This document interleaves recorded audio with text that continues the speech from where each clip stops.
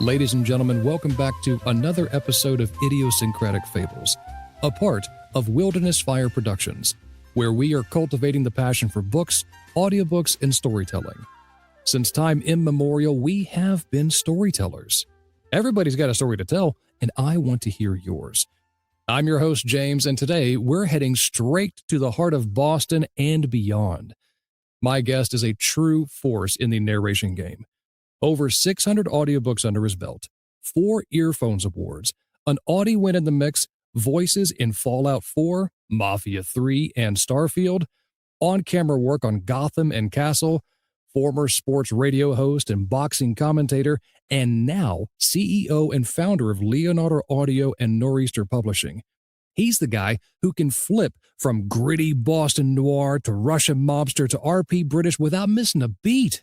And he's built his whole brand around staying authentic and dark and relentlessly in the listener's ear.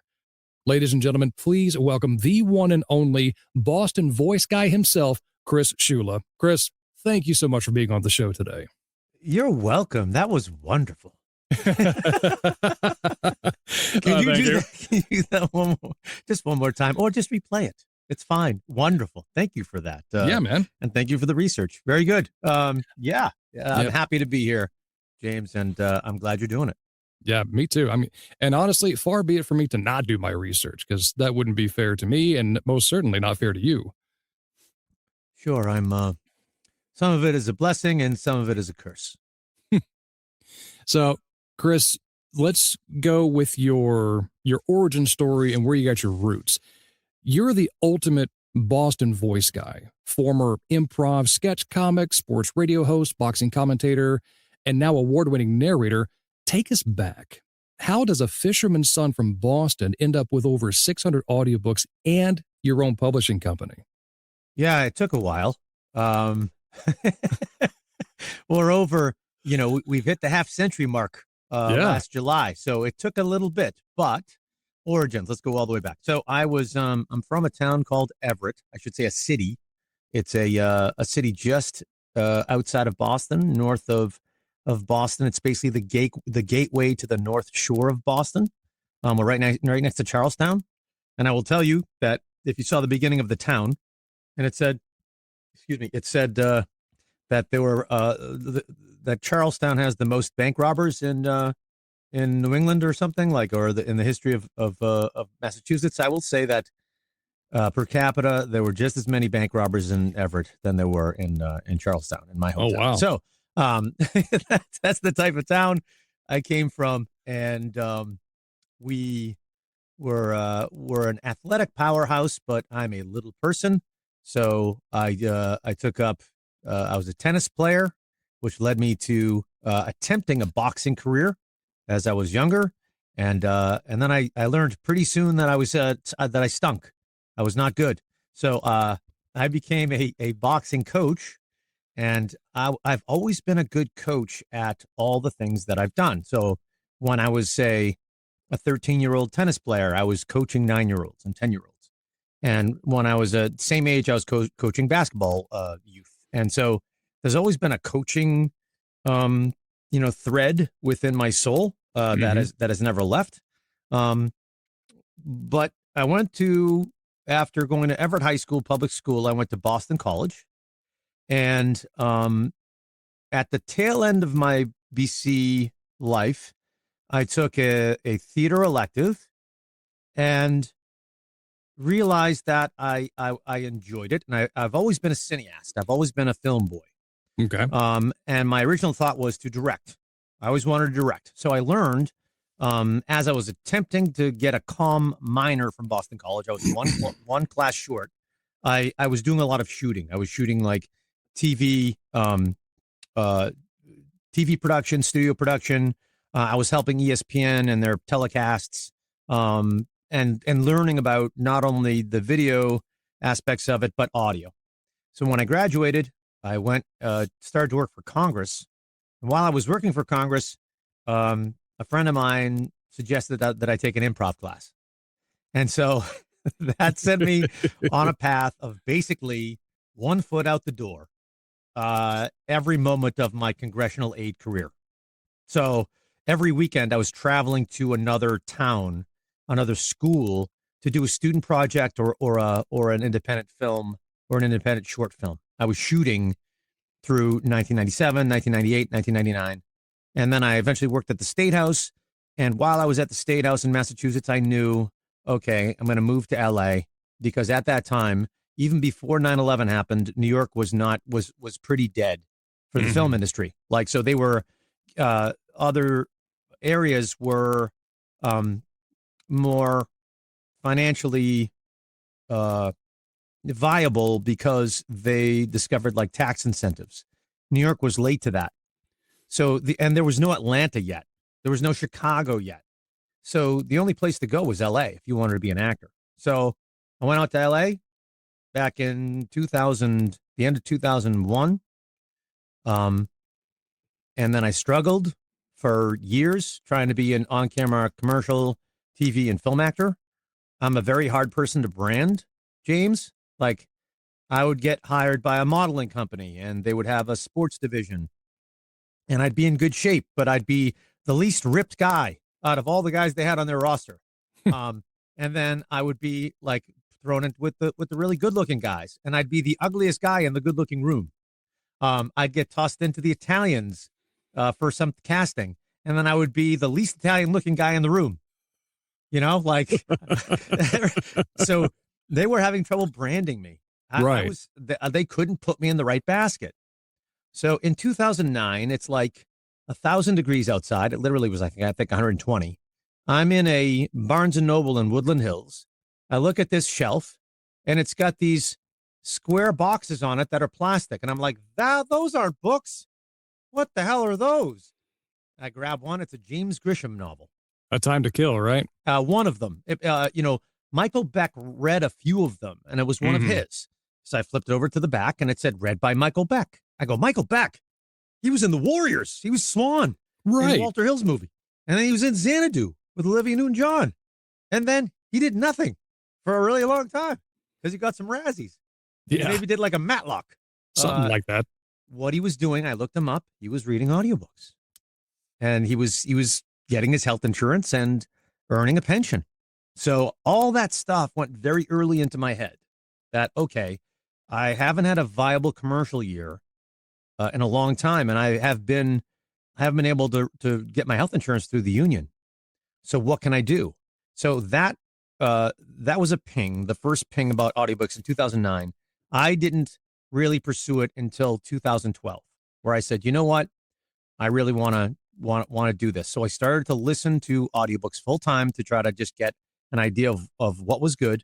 And then I took a class with Pat Fraley, who had two people that were teaching it with him, and they were Scott Brick and Hillary Huber. Oh, I love those folks. And then we did a couple of demos in there with them, and I got a nice booklet, and then then it started, and I basically did 7 books in 13, 8 books in 2014, 7 books in 2015. So in my first 3 years as an actual trained actor, I only did like 22 books, 23 books. And so normal people would say, oh, okay, this isn't working. Let's get rid of it. Something told me to stay. Something told me you got to keep on going. And so I eventually took a class. Michelle Cobb put it together with Paul Allen Rubin, who is a very well-known director in our and producer in our industry. And it wasn't that he even gave me things like his direction wasn't that detailed. But the fact that he taught me that you need to get quiet. You need to get quiet. You need to figure out what the quietest point that you're still talking can be. And that's like the end of the left side of the spectrum. So once you learn that and learn that you've got to be closer to that than you ever thought possible, meaning the thing that we can, like the actionable thing that makes us do is it brings the listener closer to you. Whoever you're telling the story to, they're right behind your microphone. And when that happened, man, things rang true. So from that point on, I think I did like those next 4 years, I did like 280 books. I averaged like 70 books a year. That's fantastic. My first audiobook coach, Johnny Heller, said something very similar. Said, your microphone is literally the person's ear. So therefore, you need to ask yourself, how loud or how quiet do I need to be in order for them to comprehend what I'm saying? And that was like a light switch, 180-degree change for my style of narration. Yeah, so what Johnny said is the exact it's the best way to describe energy. Yeah. Like not only volume, but energy. But intensity, So yeah. If the energy coming out of you, right? If you are shooting too much energy into your microphone, you're going to overwhelm your listener. And it's that simple. So, like I just said, something told me to stay. We're going to, staying is a theme in audiobooks because it's long form. We work our butts off. We are the garbage pail carrying members of the performance community. We are the construction workers. We're working more hours and more details than musical theater performers, right? So we need to be able to stay we need to do whatever we can to allow the listener to stay with us. We don't give them a reason to leave. And as long as we understand that part of the process, you're gonna gain a listenership, which in 2026 is incredibly important to not only work on your old school Q rating, right? How you're seen in a popularity social media sense, but because that is what allows you to increase your rate, James. So that's the one thing that allows you to, if you want to make more money, then you need to have a listenership that results in more sales. And a lot of, in the old school, you could call me at 50 acting for 30 years. You can call me old school now. It's crazy that I can say that, but I'm now an old school actor, right? In the old days, they would tell you, just do the audition and forget about it. It's done. Don't worry about it. Do the job. It's done. Next, take the next job. That is not the way the world works now. No. You need to market yourself. You need to interact. You need to engage. These are things that, especially for audiobook narrators who don't have the visual medium to be able to assist in growth, if you don't have that, those other cookie jars that you have your hands in, that diversified performance career, you really do have to start to engage with the listenership. Absolutely. Let's talk about the genres that you really enjoy. You're known for loving the dark, just gritty stuff, thrillers, noir, horror. What is it about those genres that lights you up as a performer? I think, I'm an Uta Hagen guy, so I use a lot of substitution. And through my life, if I can be honest and reflect, I've been through a lot.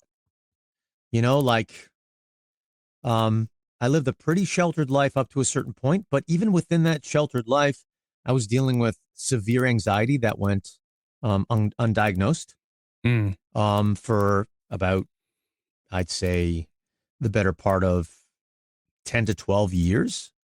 So getting through that and all the sort of microaggressions and trauma from that to having some larger real life events affect me in ways that were altering, life changing. Some in positive ways. I'm not going to use the term negative, but some in, formative. Yes, absolutely, formative ways that change the way I react in certain situations. I do not see it as a negative to go back to those situations and relive them. I see it as a positive. I see it as taking a negative and making it into a positive to make a better listener experience for someone who has chosen to dive into that world with me. So, it can be exhausting.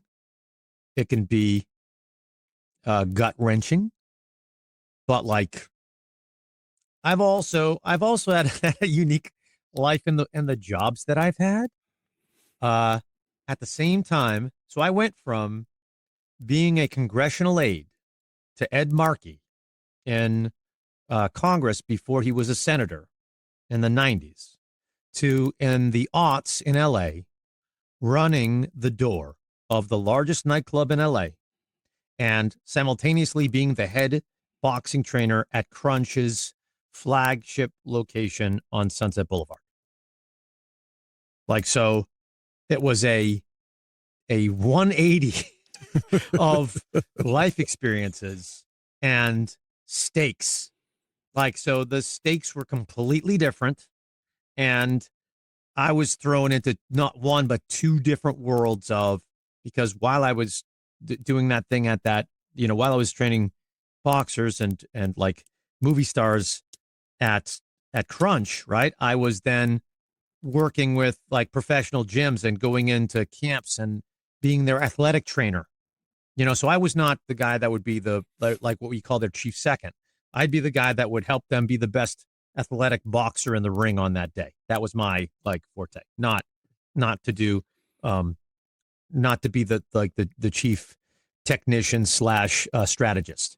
Right. So but to be around those people is like this is a scary world. Scary, right? Scary. So to go back into those modes and to not be pretending all the way, to be like, okay, I've been in a room like this and survived.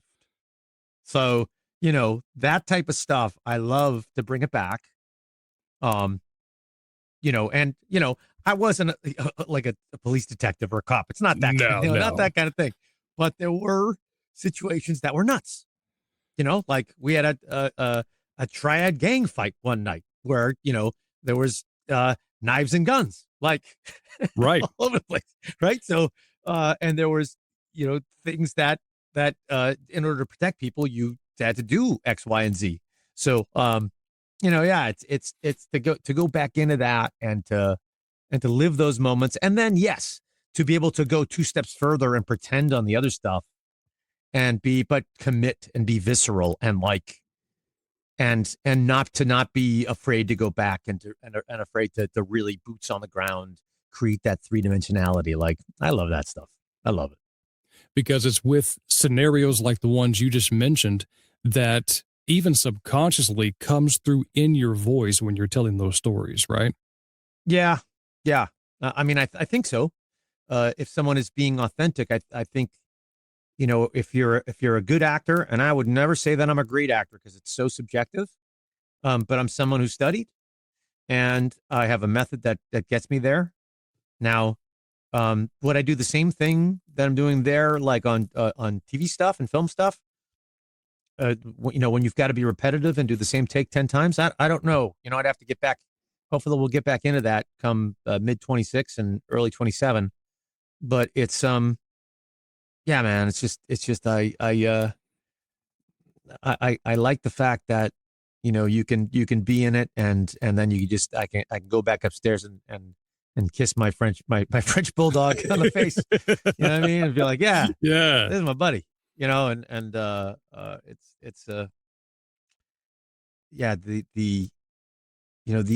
I think when you bring true reality to imaginary circumstances, if you do your homework, a certain percentage of the listenership is gonna come with you. I love that. You can flip between Boston, Brooklyn, RP British, Irish, Russian, German, just to name a few, without breaking a sweat. How do you prep accents for, let's say, like a 12-hour book? And what's the wildest accent request you've ever gotten? Depends on the book, right? And depends on, my little advantage in this is I was a voice impressionist. So like for years on sports radio, I would do comedy bits where I would be Chris Walken. And Chris Walken would call in during March Madness and Chris Walken would know, like in the first round, in the Southeast region, who's going to win when it comes to the 5 seed versus the 12 seed. That's not something that Chris Walken usually knows. But No. but for a 10-year period, he would do that, and then I would do, like, I could do Shatner. We did a lot of hockey people, and then we used to do, where, depending on the town that I was living in, we would pick up the local sports heroes. Like, there was a guy in L.A. and Anaheim by the name of Rex Hudler that used to do weekly visits to sports radio, and he was just a fun, kooky guy. So Right. he was a great guy to do an impression of. So the ability to mimic allows me to not have to go into an edit bay, like into a study bay, for something that is, say, 5 to 10 lines long. Sure. I can just create a character that sounds like another character that I would, say, find on YouTube. And then I can just kind of watch that, get into that vocal mode, replay it, and then get into the book. If I'm having trouble with it, a technique I will do is I will take the extra time, and I will partition those lines, and I'll just do those lines in a row. And then that's the advantage of being an audiobook narrator. We can edit that stuff back in. So if I'm having an issue, I'll do that. But all those ones that you mentioned are fun to go from person to person to person, because I've been doing them for 15, 20 years. I was doing them before I was an audiobook narrator for fun. So, Right. And the Russian, I actually booked in Sammy's Sea Adventures #2, Sammy's Adventure, it's called something like that, a movie that I did. I did a Russian snow crab bouncer, and this is when I'm well cast to be this character. I played a Russian undersea bouncer, a crab in a club in the water, Right. deep in the sea. So and I totally BS'd it, James. Like, so I didn't know what I was doing, but it just sounded good, and they loved the character, right? So I said, you know what? I don't want to BS this anymore. So I went to the Beverly Hills Institute, that was on either Rodeo Drive or Beverly, and I wasn't living too far from that area. I would drive in from Studio City to there, or go over I think, like Coldwater Canyon, and I took 10 weeks of Russian. So I wanted to know that my roots, where I was coming from, were the right sounds. And so that allowed me to get some, like, bookings that were like, one was, I did the Doomed City, and I did the Doomed City, and it's either the snail on the slope, or it's the snail on the something. The Strugatsky brothers were legendary sci-fi writers and apocalyptic writers from Russia. And the Doomed City was a book that they had hidden. They couldn't release it for like 12, 13 years. And then when we had Glasnost, Perestroika, all that stuff, they were able to release the book in 1986. So I was able to narrate that for Blackstone. And I think I chose a slight Russian accent on the narration for that, because we could, if I remember correctly. I don't. Yeah. Maybe not. I've had to listen to it. I'd have to.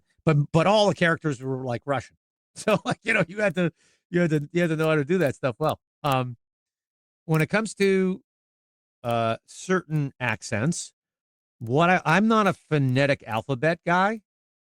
I've never studied the IPA, although it's something that I would love if I had time to do a deep dive into, but I just don't have time to do it. I like to find a character, if it's going to be a meteor character that you really do have to inhibit.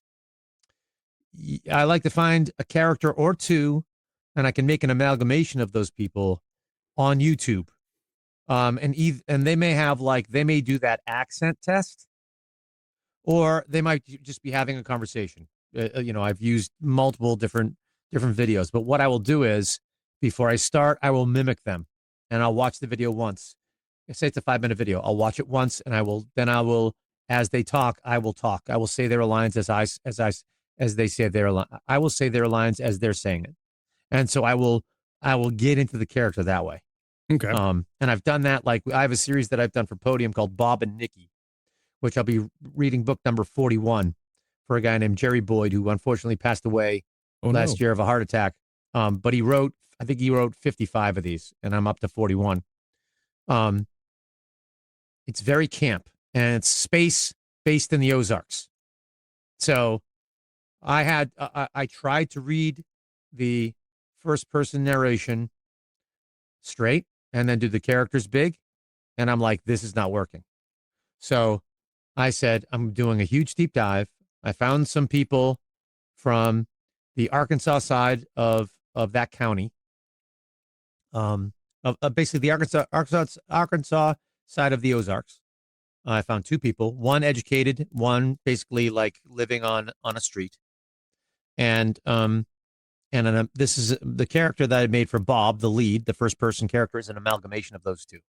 So if you listen to that series, that character is a full deep dive into an Ozark accent, first person, and it's a little big because it's camp. The whole thing is a little camp.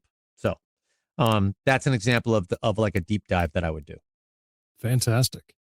Now, you've done both solo narrations and big multicast productions. What's the biggest difference in your headspace, and do you have a favorite multicast story? So the question is, how do I kind of deal with multicast in my life? Yeah. Basically. It hasn't, to me, as someone, we've got these different levels of multicast, right? So technically anything over two people is multicast, right? So that's the definition of the word. But we have dual style, where you've got the POVs all on their own, and then you've got duet style, where everybody is technically, only really about 15-20% of the time, but technically we're all talking to each other in the same room somehow during production. I do get cast in these. The advantage is I live only 20 minutes from Audible, and I'm on a short list for them. So I do, at least 4 Audible originals a year, usually around 6. I'll do one every 2 months or so. They won't be more than 2 days in a row. It'll be a 2-hour session, but it'll be fun because we'll have at least 4 people in the room, sometimes more. And so it makes it a blast. But in my world, I think, and in most full-time narrators' worlds, I'm not talking about from the production side, I'm just talking from a narrator side. Right. It's still a spattering. It's not a lot of volume, because our worlds are still dominated by, single narrator and dual style projects. The dual style projects are, and even if it is a POV like that, the only thing you've got to do is it's the same process. You just have to make sure that you're prepping the entire book so you're not missing something and you're still communicating on characters. You just get a $200 bump for collaboration instead of a $100 bump, because it's, just a lot more stuff. Or I should say, I think the delineation is, it's for dual, it's 100, and duet, it's 200. Yeah, I think it's 200 for duet. I think you're right. I'm gonna go back. So it's just, it's there. I think the thing to consider for everyone is there are companies that are understanding that they want to be in both the audiobook space and the podcast space almost simultaneously. And a lot of this is just how it's distributed, James. So you take an audiobook that is a multicast, full production, sound designed audiobook, right? And it's just, we'll call it an omnibus. You got it over here on Audible as that particular thing. But then over there, you've got it on Spotify as each chapter has its own episode. But they're the same exact thing. So I think the thing that we're all trying to figure out is, what is the crossover? What's the listenership for these full productions, right? Who's going to be listening to them? where are these listeners? Are they, movie people that are dipping their toe into audio? Or are they true audiobook listeners that are needing a little more stimulation, right? I don't think there's an answer to that yet. So to me, it's more about let's just keep on making good content and have a good plan to market it. I would like to see more supplemental programming for existing IPs that keep on doing this dive into audio. I think it makes a lot of sense for certain IP to start to come into our world, because the budgets are so much lower in general than anything you're going to shoot on a set. And it makes a ton of sense because the quality of the entertainment is just as good as anything you're going to shoot. So, and you have the advantage of listening passively, right? You can now listen when you're driving your car, or when you're on your bicycle, when you're on a subway. So, yeah, I mean, I don't know if I went on a tangent, but it's more, I see it as, it's fun when you get to work with people one-on-one. It's always a blast for real actors to be actually feeling like we're on a stage and working with each other, or feeling like we're on a set and working with each other. And when you work on a true multicast where, production has set it up where you're literally working with each other, even online, even through Zoom or Riverside, or, even the StreamYard, all this stuff, it doesn't, as long as you're working with each other, it hits those endorphins a little differently. You're oh wow, I this was real work today. Gotcha. Now, let's go beyond audiobooks for a bit. You've voiced characters in Fallout 4, Mafia III, Final Fantasy, and even Starfield. Yeah. How would you say video game voiceovers differ from sitting down with a 400-page novel? Well, there's a big difference. When we go in, where the similarities lie are, we need to know the world. We need to understand the tone of the world, right? We need to know the mood. We need to know these things in order to start from the right point and create a three-dimensionality that makes sense in the world. It's a puzzle. So your puzzle piece has to fit in that world. Beyond that, the sessions are completely different. Let's say there's two basically different types of video game sessions that we will work on. One is going to be a line sheet of lines that we will, sometimes they'll want depending on the quest in the game, say you're doing an NPC character, and you're, it's non-player character. So when I'm saying NPC character, it's a non-player character. But you know what I mean? And the listeners know what I mean? When you're doing that type of work, they're either going to have, they're going to want either one really good read on everything, or they might want an ABC read, which they're going for different attitudes for each read. And I will tell you that only recently have they been releasing this text to us before we get to the sessions. So as video game performers, and I'm not including mocap right now. I'm not including going to a hangar, getting into the suit, having the cameras on us, because most of that work you've got to get off book. It's basically like you're going to set and you're shooting a TV show. It's a little different here with this stuff. When you're going into a session, you have all the lines in front of you. But in the past, we didn't get to see that. So, and you needed to be tight. You needed to not make a lot of mistakes. So we were all trained to pick up lines. And once you got into your character, whatever you were seeing, you're making a quick choice on it, depending on the direction you were getting, and you were knocking it out. You were knocking it out. But the characters have to, and then you kind of want to have, in case the character that you auditioned with, they're not liking for some reason, You need to have like another two choices ready that are distinctly different than the choice that you just made. And you want to have general different choices anyway, because they're probably going to throw a couple different characters at you at the end of the session and be like, you know what? We've got this other character too. We think you'd be great for it. Can you do this today? And then you're going to do it. So like, you the versatility in that world, but it's the versatility without preparation is really important. And then we have cutscenes, which are a lot more like a TV show or a film. Sure. Again, you've got the lines in front of you, but the style is different. So like the cutscene is going to be much more like a theatrical cinematic experience. And they might take more takes in that thing because it's going to be really important for the storyline to keep on moving the player forward. So those are like the two different ways that we work. And it's a different modality, James. It's not, when it comes to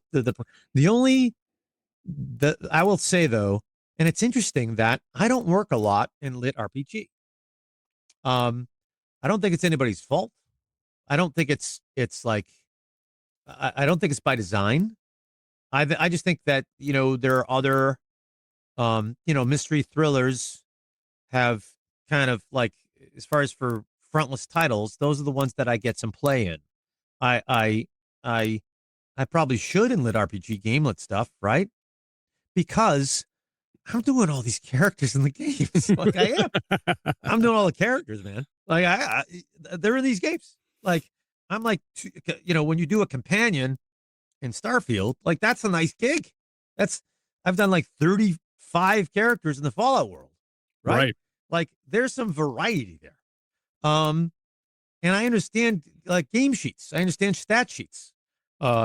Even as Travis Baltrey has like reset how we perform these things, right? And that's awesome. We follow the format. Yeah, we can do that. Awesome. So it's something that I think eventually we'll end up doing this. We'll calibrate. Yeah, it just, but no lights have gone on yet. And I produce for Podium. You know what I mean? Like, and they're doing some of this great stuff. And the interesting thing though is, I they have their submission sheet. I'm sure you've put all your info in their submission sheet. I forgot to click on my name. Oh no. So only yesterday did they get my full, what you got, like, all the research you did. Like now they know that. Now they know, oh, you mean to tell me Chris was a signer at the Fallout fan celebration for 3 days? And today he's got to catch up on doing ghoul voices for like 10 fans for their either their phone messages or for their friends, right? Like people don't realize. Like so but it's because we're busy, James. It's okay, like I'm not, there's no regrets. It's just right. And I think at heart I'm more of like I'm an alien Blade Runner. I'm a sci-fi guy.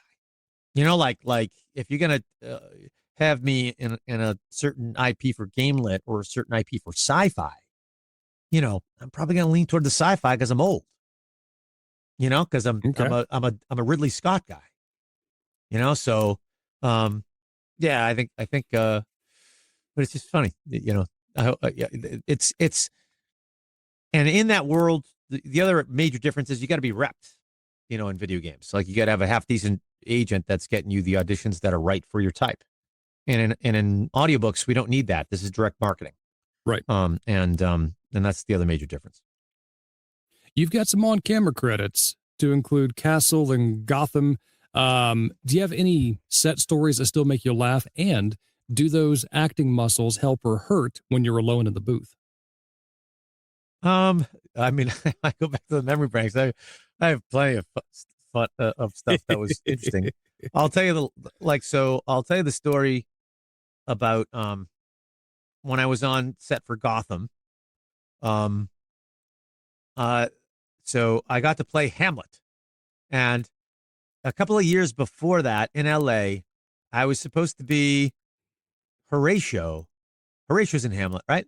I was supposed to play Horatio on an off obviously it's LA off Broadway, but it was a cute theater that we had. We were gonna do a nice like 4-week run, and that was canceled the week before because the lead was a very Italian guy. Okay. Like and the director, this guy Martin, was a terrific, well-known theater director. They had discussed his accent, and at first he was agreeing to get rid of it and to order work on it. And as we were rehearsing, we were realizing that it is not going anywhere. And then it was off. We were no longer doing the true Hamlet set to like it was almost it was and I would joke around. I'm like, we're doing a mashup of Hamlet and the Merchant of Venice. Mm-hmm. So the Merchant of Venice, Venezia. So the come a few years later, I go in and I audition for Bowling and Misha in New York, and it's my first audition in their house, and no callback. They just booked me off that read, and I'm notorious for not being able to get off book for auditions. I'm just my brain doesn't work sometimes, but I nailed that one. I had it within me, and so then we go on set, and at this time, I wasn't as physically beat up as I am now, James. I was still boxing a lot, and I'd done some fight choreography, and it actually helped choreograph some scenes. So I was like a pseudo stuntman. I wasn't a stunt guy, but I was very capable of taking falls. And they had a stunt guy around, but I was the Riddler's first official kill, Corey's first official kill on that show. So we're working together, we block it out, and then I take a fall for them, and they go, "Oh, you know what you're doing?" I said, "Yeah, I'm good." Yeah. He goes, "Oh, we're gonna get rid of the stunt guy. You okay with doing the falls today?" I go, "Oh, sure, yeah." What could go wrong? Unbeknownst to me, I die 27 times, Oh my. and at the 10th time, I fall on my right hip. I say, "Hey, can I get a pad?" So we end up getting a pad for my elbow and my hip. I was hurting for about a month. Ooh. It was about a month that because I would have been good with about 5, but they were like, they just wanted to get it right. And the director was great, the stunt guy was great, but the stunt coordinator was great. But that's something that like now that I know, I would have negotiated at least a scale and a half for that, like because I'm saving them, somebody coming in at least for $1,200 a day. So what would have been like, hey, can we get me to scale and a half on this? The one step up. I would have played it that way now. Sure. Because I don't care as much about other certain things too. So but that's my full circle Hamlet moment. Talk to me about Leonardo Audio. You named your company with that title after your late dad, Leo. So I want to know, why was that important to you, and what's the bigger dream for Leonardo and Nor'easter Publishing? Yeah, I mean, my dad was a fisherman. He was, a really unique guy. He didn't read. He could read, obviously, but he didn't. He wasn't. We had really only my uncle on my mother's side was sort of an erudite guy. He was a former state senator, and then he went to the Kennedy School for a grad degree at Harvard, and he worked in lobbying for a while. For my immediate family, I'm the only one that went to school. And he recognized that, and as best he knew how, tried to cultivate it. I mean, there were opportunities when I was younger that I think we could have done more cultivation, like Montessori schools and things like that, but they just didn't know. They didn't have any ability to know. So, as best they could, they sort of cultivated my mind, and then he understood that I not only was good at certain things and using my mind, but then when I wanted to be a full-time actor, and he recognized that politics was not the path that I really wanted to be on, he was the one who encouraged me to move to LA, to move away, to move 3,000 plus miles away from my family to pursue this thing, because a lot of them just didn't take risks. They weren't risk takers, and he heavily encouraged that. So, I owe him that, and he ended up unfortunately taking his own life in 2013. And this was he got a cancer diagnosis that actually went like really, really well. But he was he had vanity, a level of vanity that wasn't obtuse, but ran through his veins. And once he thought he couldn't defend his family anymore, he felt that he had no other choice. Also, there are medications that sometimes cause suicidal ideation, and we didn't go too deep into it, but it was I wanted to honor him by making this company, a memory of him, but then also eventually come full circle to helping as many people as possible that we can in these mentally trying times. And as we continue to grow and produce and micro publish quality work and try to elevate human voices as much as we possibly can, and try to elevate union performers as a signatory. As we keep on doing these things, there's a greater good later. We have plans to do some really, really great things in that space, and also in the dog rescue space. So these are things that once we get a few more resources, we're gonna really, really firmly put our boots in the ground and design some programs that will be evergreen and working on their own, so that lots of other people can help in the same ways. I love that. Do you want to know about how the company, like the divisions of the company? Sure. Yeah. So we basically do 5 things, right? So Leonardo, in its essence, is an audio production company. So started out producing for independent authors. Now we're currently producing for Simon & Schuster, Podium, Source Books, and we have a few other companies that hopefully we'll be producing for very shortly. Then we do post-production for a few of those companies. We also do, we are an education center.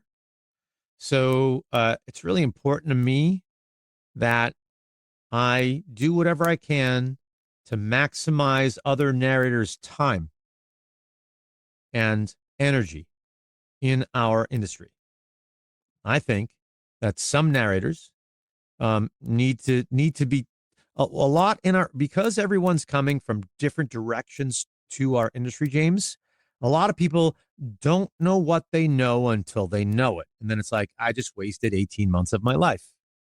So the way I design programs is I want you to have as much as possible in this finite amount of time that you are spending with me, to be able to then go out on your own, make great decisions for yourself, and figure out whether or not this thing is for you. Right. And then in this thing that is for you, to do the things, meaning the genres of choice, your branding, like we talked about my branding in LA, right? Not being able to be branded. I talk heavily about this stuff. and the messaging is very clear. You want your branding to say, I do X, Y, and Z. And then everything will lead to you doing X, Y, and Z. And you auditioning for X, Y, and Z. So important. And then we have a workout program. So we do workshops and then we do workouts.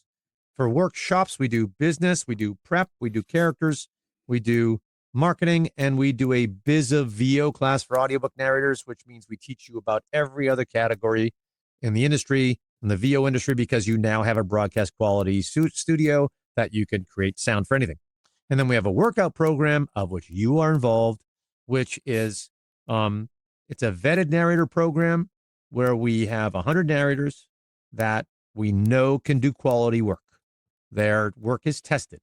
They are eligible for 12 slots per night with casting directors and casting producers in our industry. We have 3 of these nights a month. They come in, they do a Q&A for 15, 20 minutes, and then everybody reads a scene for 3 minutes, and you get directed on it, and then you have your second read with that scene.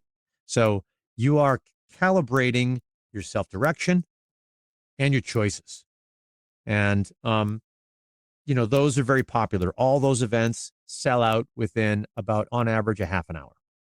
And I do not plan when I release, when I post the events. Right. Mm-hmm. So people in the program get an email and then people just, they're waiting for it. It's a wonderful thing we're doing. And then we do these workouts, myself, Christina Delane, Seth Podowitz, and Matt Godfrey. We teach for very inexpensively.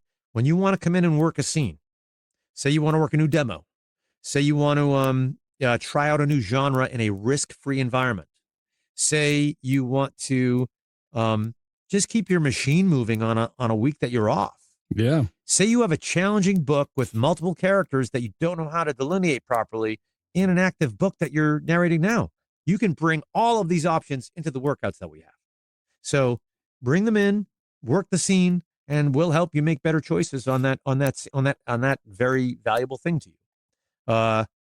Let's see. And then we have a studio. We have a studio in Boston that is, primarily for directing local author talent from essentially MIT and Harvard and some of the other BU, BC.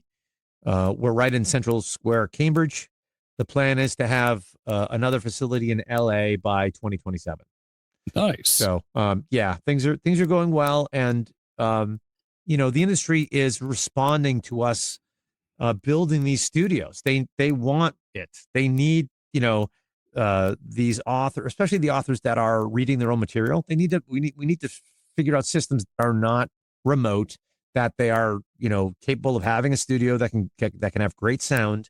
And then I'm the upsell when they need a director. They bring me in, and I'm an author whisperer of sorts. So we allow them to feel comfortable. And then Nor'easter is basically, just think of that as New England-based content. So New England-based authors for New England-based stories.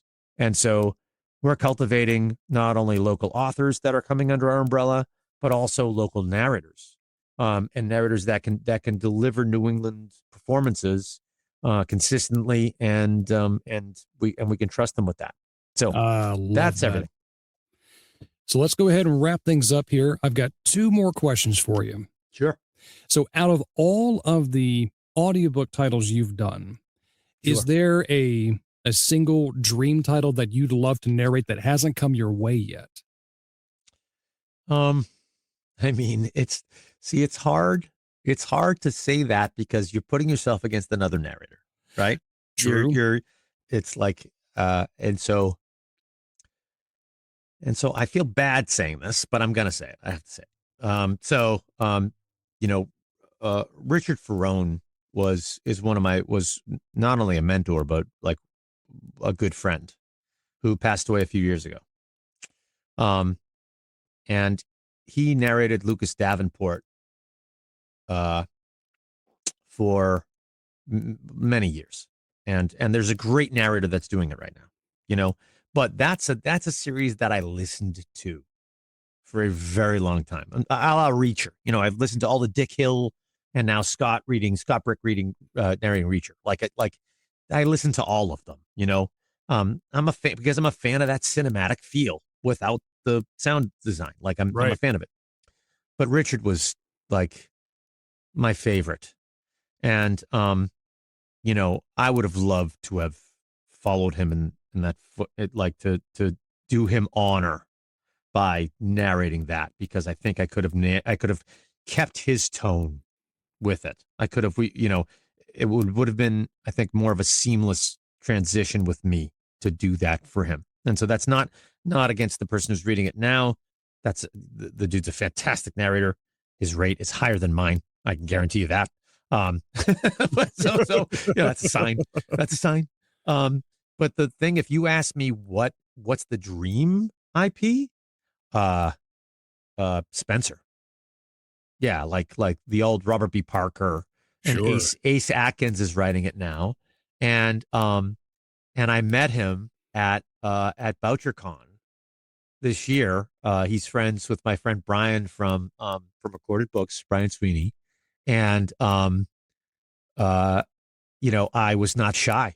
I said, "Hey, when Joe Mantegna wants to retire, you have to give me that book. You have to give me it. It's not because I have and it's not for the lead, like it's for the color around it, right? So because Joe's such a great narrator, such a great performer, because he's from Chicago and no one cares. No one cares. He's like Chicago, he was in the Bears, sketches with Chris Farley, Right. and Robert Smigel and George Wendt, right? These are, and George Wendt's funny because he was on Cheers for 11 years. So that's a little bit of a crossover.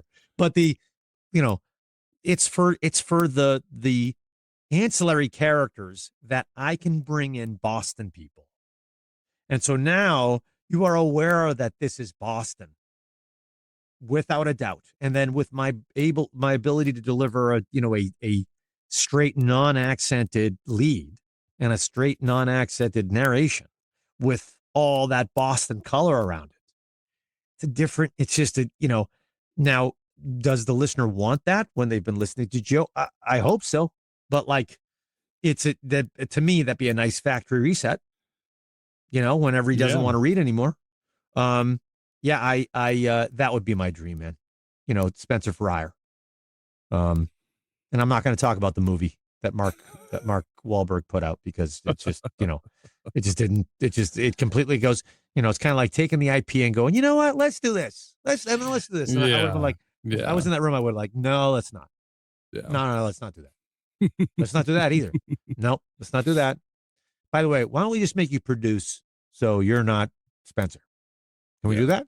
And make him not a Bostonian? Because he's not, from Arizona or something. Yeah. No. Yeah.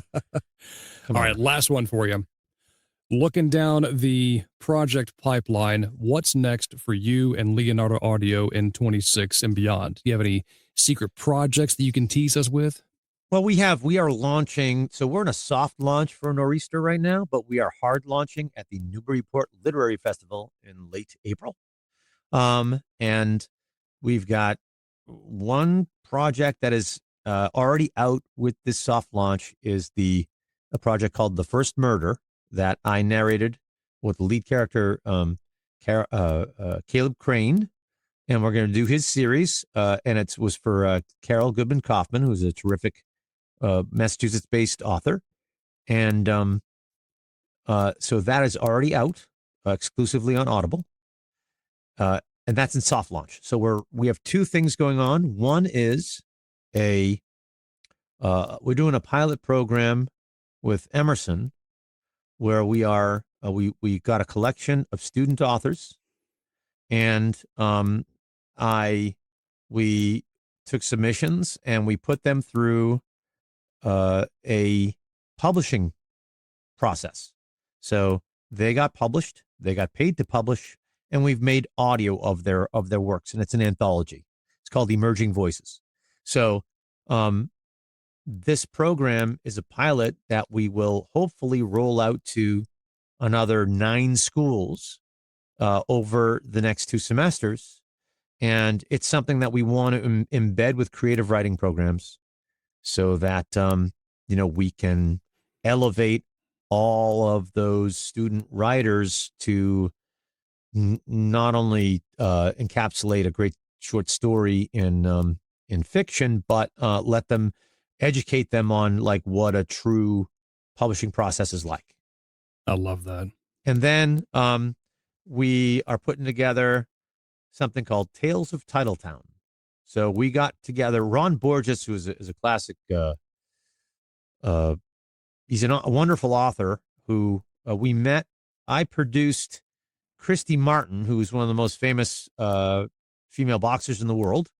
Sydney Sweeney did a movie called Christy with her about her story.